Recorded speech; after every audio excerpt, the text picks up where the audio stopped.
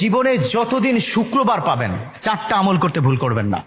আজকে শুক্রবার না, আমি জানি না 4টা আমল করেছেন কিনা বা করছেন কিনা, আপনারা মিলিয়ে নেবেন। যদি 4টা আমল আজকে না করে থাকেন, আজকে থেকে জীবনে যতদিন শুক্রবার পাবেন 4টি আমল করতে ভুল করবেন না। পারবো তো ইনশাআল্লাহ?